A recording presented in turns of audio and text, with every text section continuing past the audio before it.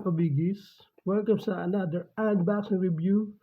Ito ang Van Presto DXF Bis Gohan. Yan ang harap, gilid, another gilid. Siyempre, ang likod. Ngayon mga kabigis, bago tayo pumunta sa unboxing, konting munang information dito about sa Bis Gohan. Itong Bis Gohan na ito ay makikita nyo sa movie na Dragon Ball Super Hero. Doon yun siya makikita na nagganto ng form. At syempre, pan-unbox na natin yan. Ito, makikita nyo sa box. Ayan. Ito nyo naman, nahati siya sa tatlong bahagi. Base, lower body, tsaka upper body. Kaya unsupot na natin yun. Dito muna tayo sa base. Ayan. Makikita natin yung logo na yan. Ayan. Dragon Ball Z Super. Tapos, kung saan yung moving, makikita nyo yung Bis Gohan. Ayan. Superhero. Tapos, dun sa likod, kung saan yung manufacture at gumawa. Ayan. Importante yan na authentic yung binili nyo. Dito muna tayo sa upper body. Ito na si Bis Gohan. Makita nyo yung strength ng hair niya. Ganda. Grabe yung details. Ito, yung sharp edge na yan. No? Yan. Grabe. Tapos, yung mata. Kung kuha ba, mga kabigi, comment na lang kung kuha sa movie. Tapos, may battle damage pa. Yung cloth. Cloth niya ba yan o ano ba tawag dito sa outfit niya na to?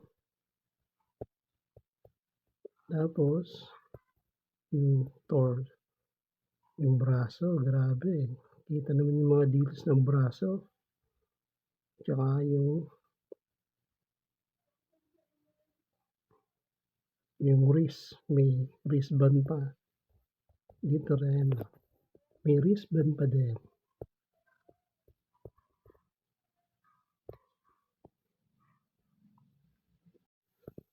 Ngayon, punta tayo sa lower body ni Gohan.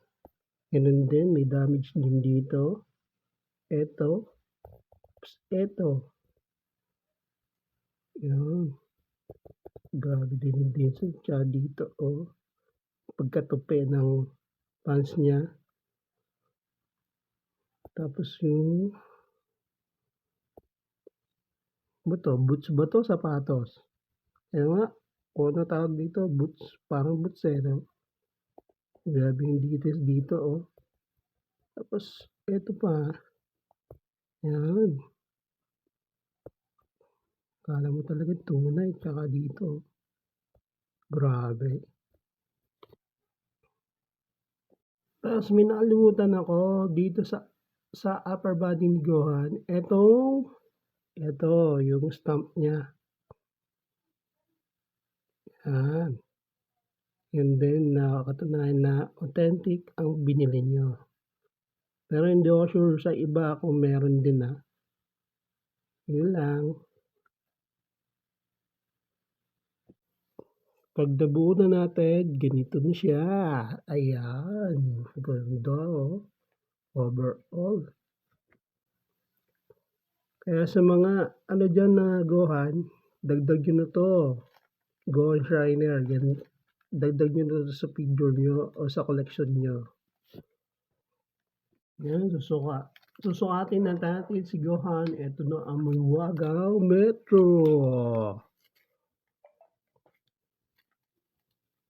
Suot natin hanggang base. Tapos, height niya. Ang height niya ay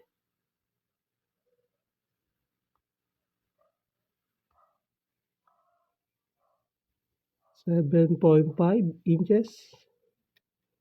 Kung sisimula naman tayo sa base ay 7.7 inches. Yun. Ngayon, compare naman natin siya sa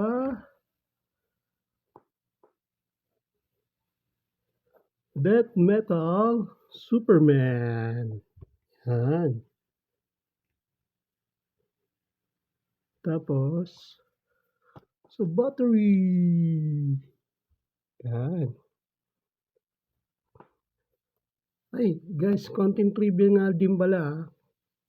Sa Japan, itong mga crane figures na to, yan. Yan, yung crane figures na yan. Ang tawag sa kanila, crane figures. Kasi, makikita nyo sila sa yung hinuhulugan na arc, yung may crane, sila yung premyo doon. Pero sa atin, siyempre, binibili natin.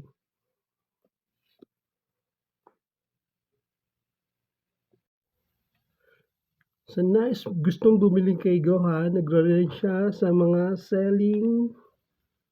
seller ng 750 hanggang 800 pesos. At shoutout nga pala kay Carl Alvin Aniseta at kay Pinoy Toy Review. Salamat sa mic. Thank you.